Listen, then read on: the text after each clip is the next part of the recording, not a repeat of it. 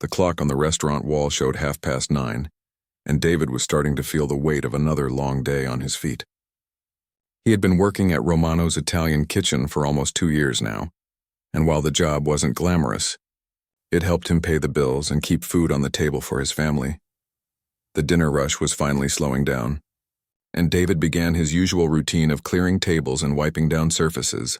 The restaurant had a warm, inviting atmosphere with its red checkered tablecloths and soft lighting. But tonight felt different. The November wind was howling outside, rattling the large windows that faced the busy street. As David collected empty plates from table 12, something caught his eye. Through the window, he could see an older man sitting on the sidewalk, hunched over with his back against the brick wall of the building next door.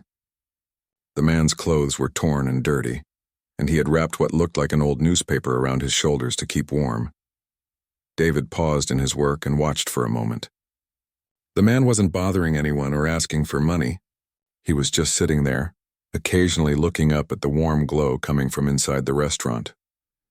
Every time a customer walked by with a to-go bag, the man's eyes would follow them with a look that David recognized all too well. It was hunger. Pure and simple. David knew that look because he had worn it himself not too long ago.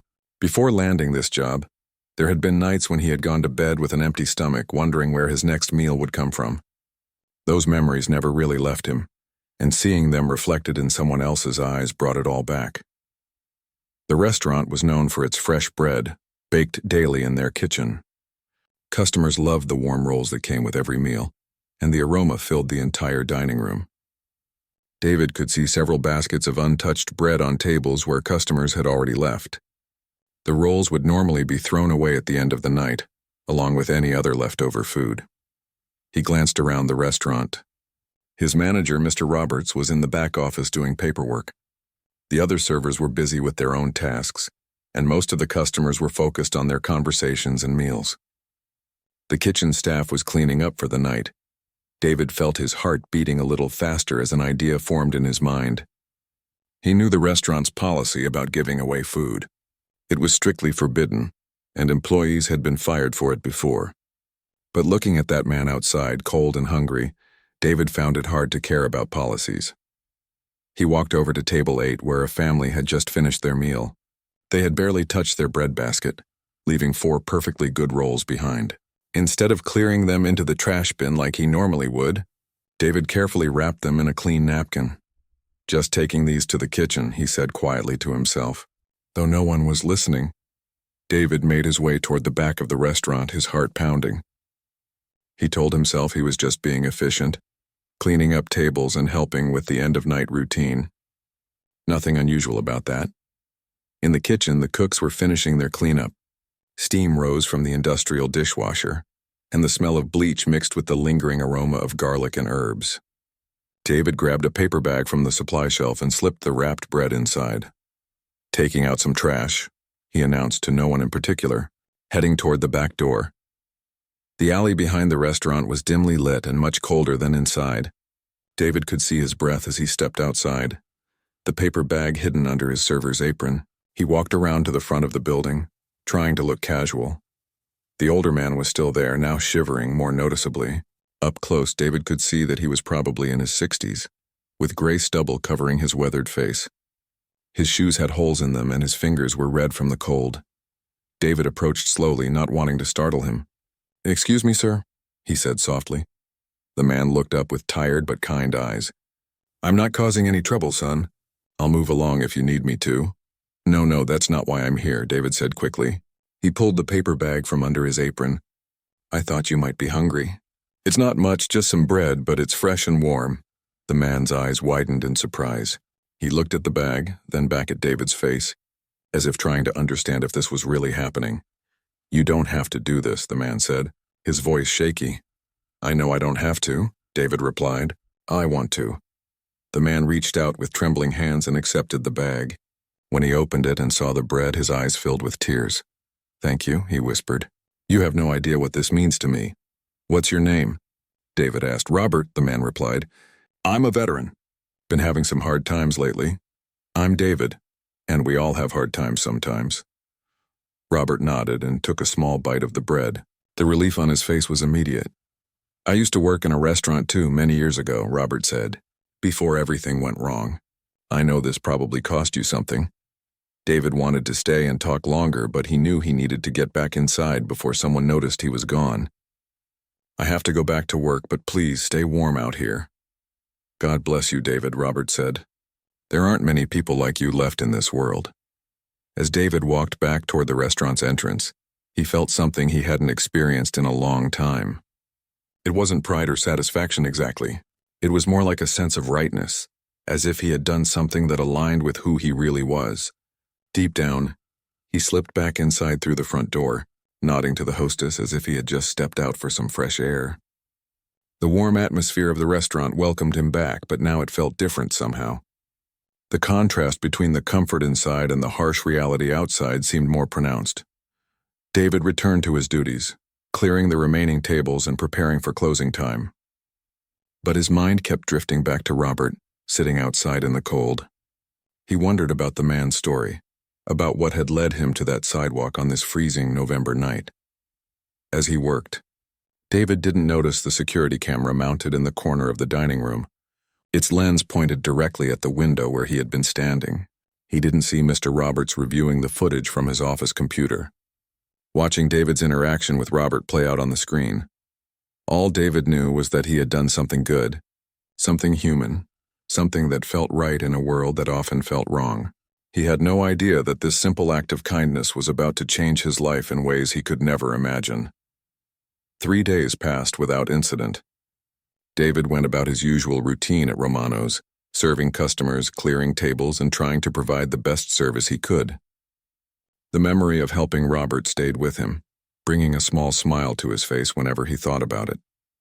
He had even looked for the older man on his way to work, hoping to see him again, but Robert was nowhere to be found. On Thursday morning, David arrived at work feeling optimistic. The weather had warmed up slightly, and the restaurant was preparing for what looked like a busy lunch shift. He tied his apron around his waist and checked the schedule to see which section he would be working. "David, I need to see you in my office," came a voice from behind him. He turned to see Mr. Roberts, the restaurant manager, standing with his arms crossed. His expression was serious, more serious than David had ever seen it. Roberts was usually a fair man who treated his employees with respect, but today something was different. "Sure, Mr. Roberts, is everything okay?" David asked, following him toward the small office at the back of the restaurant. The office was cramped, with filing cabinets lining the walls and a desk covered in paperwork. Roberts closed the door behind them and motioned for David to sit in the chair across from his desk. The manager sat down heavily and opened his laptop computer. "David, we need to talk about something that happened Monday night," Roberts began, his voice steady but cold. David felt his stomach drop. He had a sinking feeling he knew where this conversation was heading, but he tried to remain calm. "Monday night?" he repeated, though his mind was already racing back to his encounter with Robert. Roberts turned the laptop screen toward David. On it was a black and white security video showing the dining room of the restaurant. David could see himself moving between tables, and then the camera angle switched to show the window facing the street. "Would you like to explain what I'm seeing here?" Roberts asked, clicking play on the video. David watched himself on the screen, wrapping bread in a napkin and slipping it under his apron. The video was silent, but every movement was clear. There was no denying what had happened. "Mr. Roberts, I can explain," David started, but the manager held up his hand. "Let me finish showing you this first," Roberts said, fast-forwarding the video to show David leaving through the back door and then reappearing at the front window, handing the bag to Robert. When the video ended, the office fell silent except for the hum of the computer fan. David felt his heart pounding in his chest. He knew he was in trouble, but he also knew he couldn't bring himself to regret what he had done. "That man was hungry and cold," David said quietly. "I couldn't just ignore him." Roberts leaned back in his chair and sighed. "David, you've been a good employee. Your customer service scores are excellent. You're always on time and you work hard. But what you did Monday night violated one of our most important policies." "I know the policy, but—" "No buts," Roberts interrupted. "We have this rule for important reasons. When we give food to homeless people, it encourages them to hang around the restaurant. Our customers don't want to see that when they're trying to enjoy a nice meal with their families." David felt anger rising in his chest, but he forced himself to stay calm. He wasn't bothering anyone. He was just sitting there. "That's not the point," Roberts replied. "We run a business here, David. We have to think about our image and our customers' comfort. If word gets out that we feed homeless people, we'll have dozens of them camping outside our door every night. Would that really be so terrible?" David asked, immediately regretting the words as soon as they left his mouth. Robert's expression hardened. "Yes, David, it would be terrible for business. And without business, none of us have jobs." The manager opened a desk drawer and pulled out a folder with David's name on it. "I've been looking at your file. You've never had any disciplinary actions, which makes this harder for me.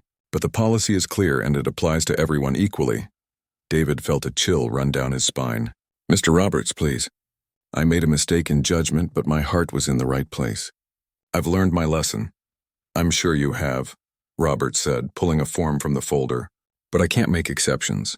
If I let this slide, then I have to let it slide for everyone, and before you know it, we have chaos." The form Roberts placed on the desk was a termination notice. "David's name was already filled in at the top. You're firing me?" David asked, though the answer was obvious. "I'm sorry, David, I really am. But company policy is company policy." Roberts picked up a pen and signed the bottom of the form. "Your employment with Romano's Italian Kitchen is terminated effective immediately." David stared at the paper, unable to process what was happening. 2 years of work gone because he gave some bread to a hungry man. "What about my final paycheck?" he asked, his voice barely above a whisper. Roberts reached into another drawer and pulled out an envelope.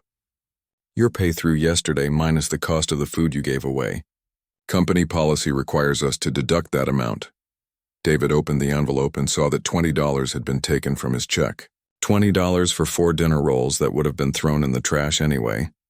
"I need you to clean out your locker and return your uniform," Roberts continued. "Security will escort you out when you're ready." The walk to the employee break room felt like the longest walk of David's life. Other staff members looked at him with confusion and sympathy as he gathered his few personal belongings from his locker. Word had already started to spread about what had happened. Lisa, one of the other servers, approached him quietly. "David, I heard what you did. That was really kind of you."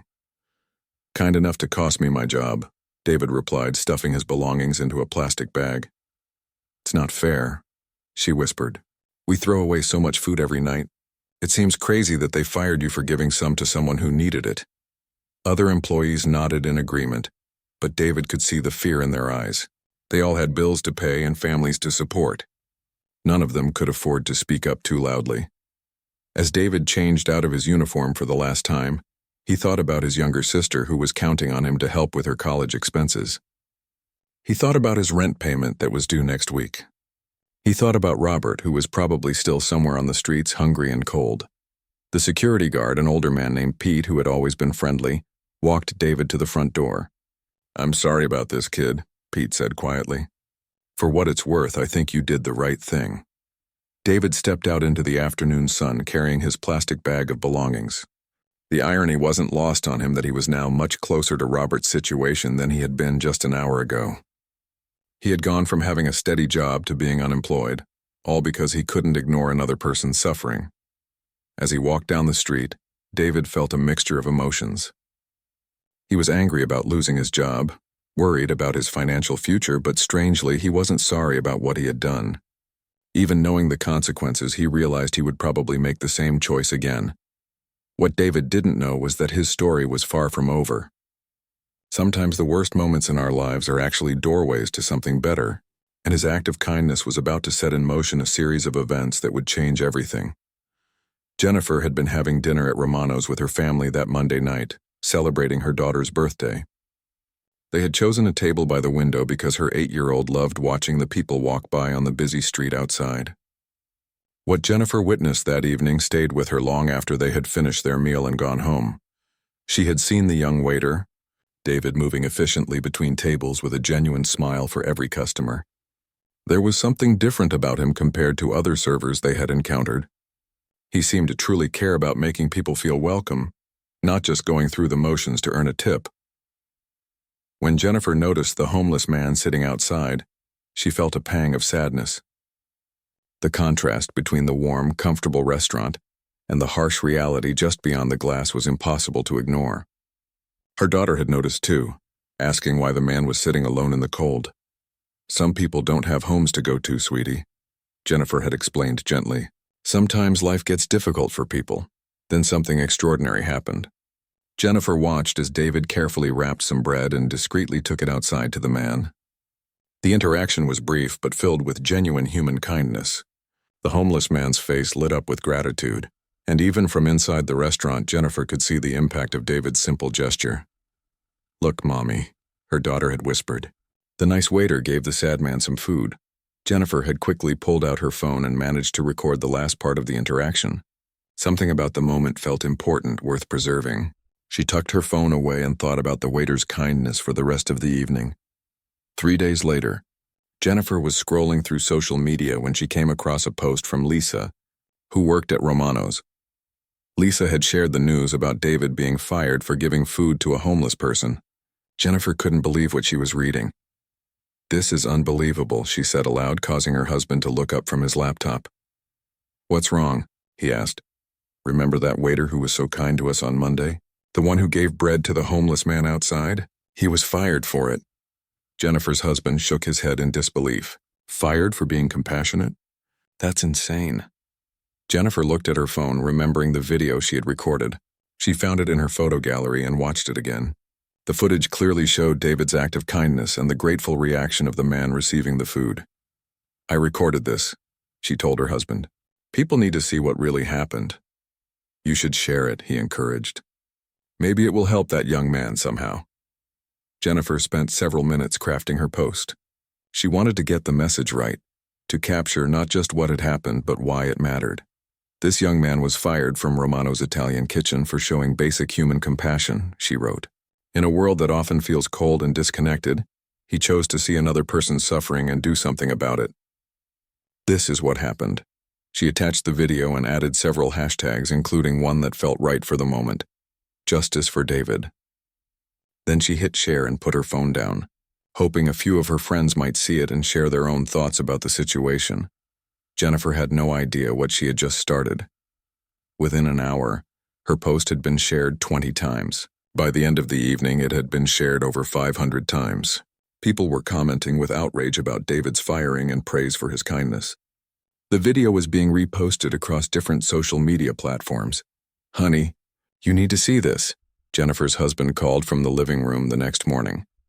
Jennifer hurried over to find him watching the local morning news. There on the screen was her video, playing as the anchor discussed the story. "A local waiter's act of kindness has sparked a social media firestorm," the news anchor was saying. David Williams was fired from Romano's Italian kitchen after security cameras caught him giving bread to a homeless man. The incident, captured on video by a customer, has gone viral overnight. Jennifer sat down heavily on the couch, stunned. Her simple post had become a news story. The phone started ringing. First it was her sister, then friends, then people she barely knew calling to talk about the video. Local news stations were reaching out, asking if they could interview her about what she witnessed. Meanwhile, the hashtag Justice for David was trending on multiple platforms. People from all over the country were sharing the video and expressing their anger about the situation. Many shared their own stories of homelessness, hunger, and the small acts of kindness that had helped them through difficult times. Romano's Italian kitchen was being flooded with negative reviews online. Their social media pages were overwhelmed with comments from people demanding that David be rehired. The restaurant's phone was ringing constantly with complaints. By the third day, major news networks had picked up the story. David found himself being contacted by reporters wanting to interview him about his experience. At first, he was hesitant to speak publicly, but eventually he agreed to appear on the local morning show. Jennifer watched as David sat across from the news anchor, looking nervous but dignified in his best shirt and tie. "David, tell us what happened that night," the anchor asked. "I saw a man who was cold and hungry," David replied simply. "I couldn't just ignore that. We're all human beings, and sometimes we need help from each other. Were you aware that giving away food violated company policy?" "Yes, I knew the policy," David admitted. "But sometimes doing the right thing is more important than following rules that don't make sense." The anchor leaned forward. "What would you say to your former employer?" David was quiet for a moment, choosing his words carefully. I'd say that kindness shouldn't be a fireable offense. If a business can't allow its employees to show basic human compassion, then maybe that business needs to examine its values. Jennifer felt tears in her eyes watching the interview. This young man had lost his job for doing something beautiful, and now he was handling the attention with grace and dignity. The interview clip was shared thousands of times within hours. Support for David continued to grow, but something else was happening too. People were starting to organize. A local businessman announced he was starting a fundraising campaign to help David while he looked for new work. A group of customers organized a peaceful protest outside Romano's, holding signs that read, "Kindness is not a crime," and "Rehire David." Restaurant workers from across the city began sharing their own stories about policies that prevented them from helping people in need. The conversation had grown beyond just David's situation to become a broader discussion about corporate responsibility and human compassion. Jennifer received messages from strangers thanking her for sharing the video. Some told her that seeing David's kindness had inspired them to volunteer at homeless shelters or food banks. Others said it reminded them to look for opportunities to help people in their own communities. "I can't believe all this started with one post," Jennifer told her husband as they watched the evening news coverage of the protest outside Romano's. "It didn't start with your post," he replied thoughtfully. "It started with that young man's decision to see another person suffering and do something about it. You just helped the world see what real kindness looks like." As Jennifer watched the growing movement of support for David, she realized that sometimes one moment of authentic human connection can touch thousands of hearts. David's simple act of giving bread to a hungry man had become a reminder that in a world full of rules and policies, our shared humanity should never be forgotten. The story was far from over, but already it was clear that David's kindness had planted seeds that were growing into something much larger than anyone could have imagined. David's phone had been buzzing nonstop for 3 days. What started as a few local news interviews had snowballed into something he never could have imagined. Producers from national television shows were calling, newspapers wanted quotes, and his social media accounts were flooded with messages from strangers offering support. On Friday morning, while David was trying to figure out how to pay his rent, his phone rang with a number he didn't recognize. He almost didn't answer, assuming it was another reporter, but something made him pick up. "Hello, is this David Williams?" came a warm female voice. "Yes, this is David. My name is Dr. Martinez, and I own a small chain of restaurants called Community Table. I saw your interview on the morning show, and I'd like to meet with you if you're interested." David sat up straighter. "Meet with me about what?" "About a job," Dr. Martinez replied. "But more than that, about joining a team that believes kindness should be part of our business model, not something we punish." An hour later, David found himself sitting across from Dr. Martinez in her flagship restaurant downtown. The atmosphere was completely different from Romano's. The walls were covered with photos of community events, local artwork, and thank you letters from customers. There was a warmth to the place that went beyond just good food. "Tell me about yourself, David," Dr. Martinez said, pouring him a cup of coffee. "Not the story that's been in the news, but who you really are." David talked about growing up in a single-parent household, working his way through community college, and his dreams of maybe opening his own restaurant someday. He mentioned his sister in college and how important it was to him to help support her education. "What you did for that man outside Romano's, that wasn't just kindness," Dr. Martinez said. "That was leadership.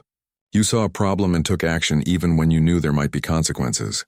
"I just did what felt right," David replied. "Exactly, and that's the kind of person I want on my team." Dr. Martinez leaned forward. "I'm offering you a position as assistant manager at this location, with the potential to advance to general manager within a year. The salary is $45,000 to start, plus benefits and profit sharing." David nearly choked on his coffee. His job at Romano's had paid barely above minimum wage. "Are you serious?" "Completely serious. But there's more." Dr. Martinez smiled. "Part of your job would be overseeing our community outreach program. We partner with local shelters to provide meals, and we train our staff on how to treat everyone who walks through our doors with dignity and respect." Before David could respond, his phone buzzed with another call. This time it was from someone named Tony, who introduced himself as a successful entrepreneur. "David, I saw your story and it hit me personally," Tony said. "I was homeless myself about 15 years ago. A restaurant worker like you helped me out when I was at my lowest point. I want to give back." Tony explained that he had started a crowdfunding campaign for David without even asking permission. "I know that might sound strange, but I felt like I had to do something. The campaign has already raised over $30,000. David couldn't believe what he was hearing. $30,000 from complete strangers who believed in what he had done. "There's more," Tony continued. "I've been in touch with a literary agent who thinks your story could make a great book. And there's a speakers bureau that wants to represent you for corporate events about leadership and values." After hanging up, David sat in stunned silence. Dr. Martinez watched him with an understanding smile. "Overwhelming?" she asked. "That's an understatement," David replied. "A week ago, I was just a waiter trying to make ends meet." "You were never just a waiter," Dr. Martinez corrected him. "You were someone who cared about other people. That's rare, and it's valuable." Over the next few days, more opportunities continued to present themselves. A famous chef named Antonio reached out after seeing David's interview. Antonio hosted a popular cooking show and was known for his advocacy for social causes. "I want you to be a guest on my show," Antonio told David over the phone. "Not to cook, but to talk about hospitality and what it really means to serve people." "I'm not famous," David protested. "I'm nobody special." "You're exactly the kind of person the world needs to hear from," Antonio replied. "Someone who understands that hospitality isn't about fancy plates and expensive wine. It's about treating every human being with dignity." The appearance on Antonio's show led to even more opportunities. A publisher contacted David about writing a book about his experience and philosophy on kindness in business. Corporate leadership conferences began inviting him to speak about ethical decision-making and standing up for your values. Meanwhile, the crowdfunding campaign Tony had started was growing beyond anything anyone had expected. The goal had been set at $10,000, but donations kept pouring in from around the world. People shared their own stories of kindness they had received or witnessed, and many said David's story had inspired them to look for ways to help others in their own communities. The campaign eventually raised over $75,000. With that money, David was able to not only secure his own future, but also ensure his sister could finish college without worrying about finances. But perhaps the most meaningful opportunity came from an unexpected source. Robert, the homeless veteran David had helped that night outside Romano's, had somehow heard about the story and managed to get in touch. "I never got to properly thank you," Robert said when they met at a coffee shop downtown. "What you did for me that night, it wasn't just about the bread. It was about being seen as a human being."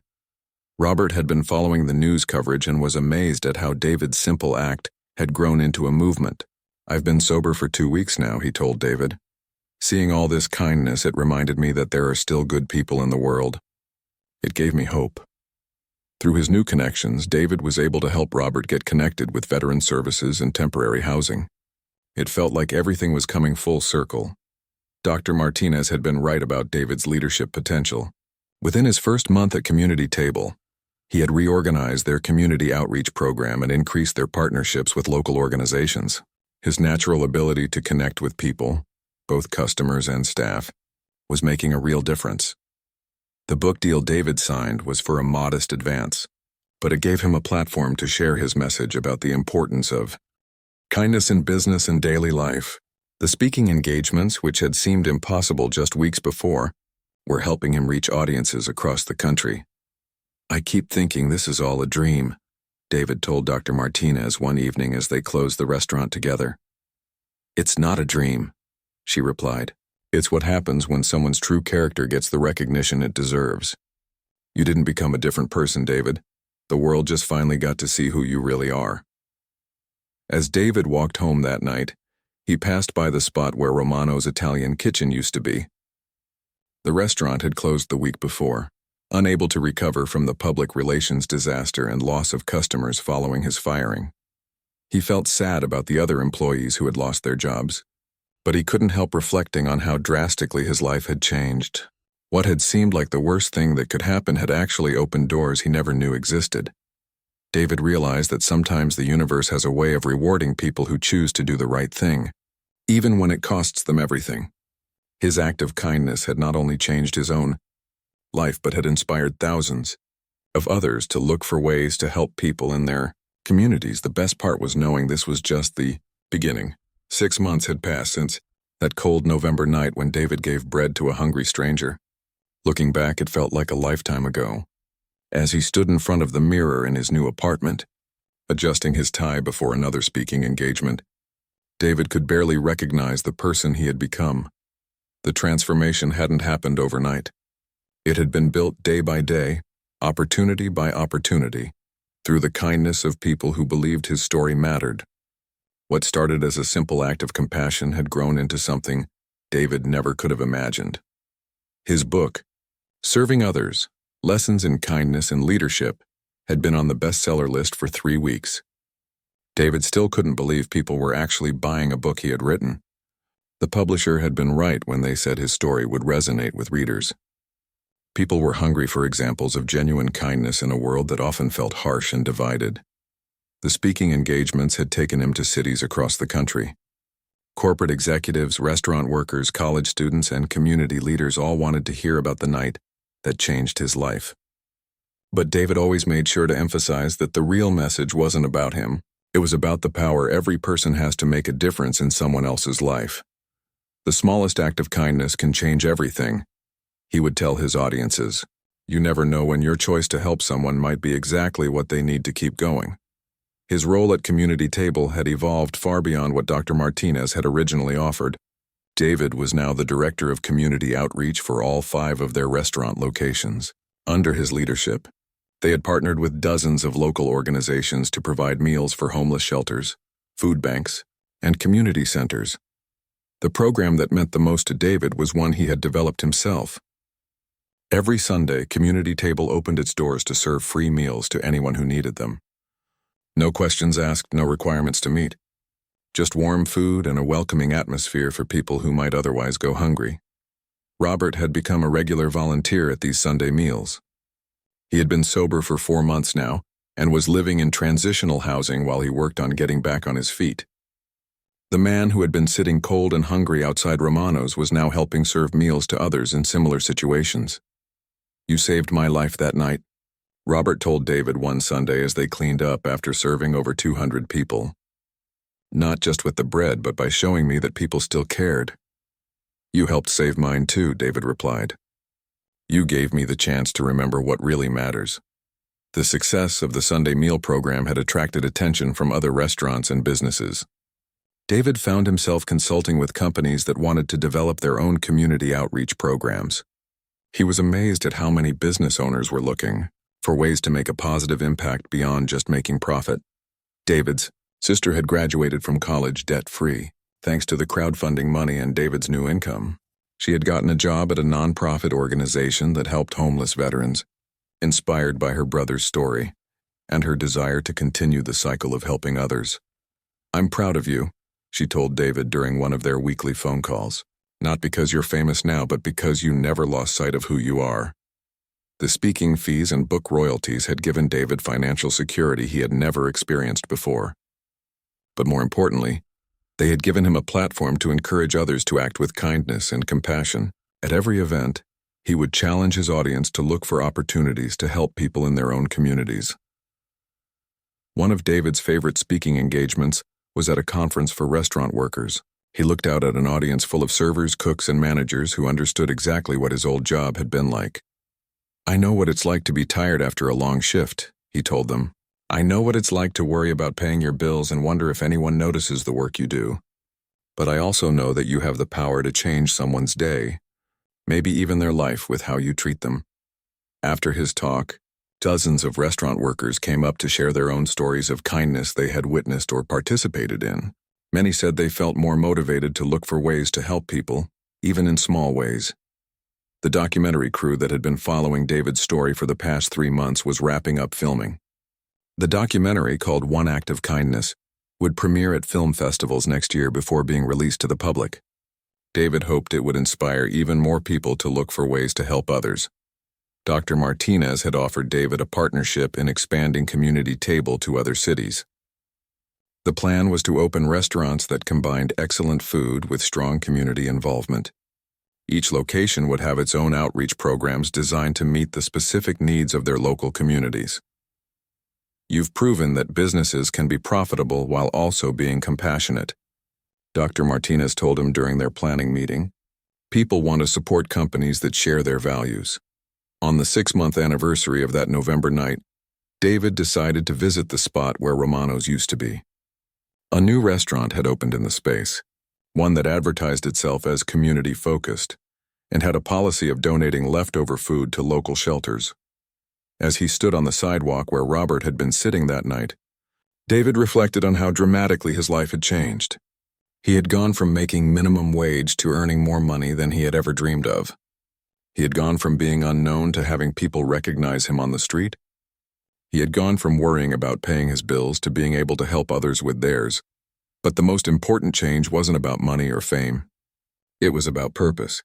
David had discovered that his calling wasn't just to serve food, but to serve people, to remind others that kindness matters, that every person has dignity, and that small acts of compassion can create ripple effects that reach far beyond what we can see. His phone buzzed with a text message from Tony, the businessman who had started the crowdfunding campaign. "Just saw your interview on the morning show. You're changing hearts and minds, my friend. Keep it up." David smiled and put his phone away. He had learned that success wasn't measured only in dollars or recognition, but in the positive impact you have on other people's lives. Every person who heard his story and decided to be a little kinder, every business that changed its policies to be more compassionate, every individual who looked at homeless people with empathy instead of judgment, those were the real measures of success. As he walked home to his comfortable apartment, David thought about the man he had been 6 months ago, that David had been a good person trying to do his best in difficult circumstances. This David was the same person, just with more opportunities to live out his values on a bigger scale. The bread he gave to Robert that night had cost him his job, but it had also revealed his true character to the world. Sometimes losing everything you think you want is the only way to discover what you're really meant to. David's story had become proof that in a world that sometimes rewards selfishness and ignores suffering, choosing kindness can still change everything. Not just for the person you help, but for yourself, and for everyone who witnesses the power of human compassion. One act of kindness had transformed not just David's life, but countless others who were inspired by his example to look for ways to make their own communities a little more caring and a little more human.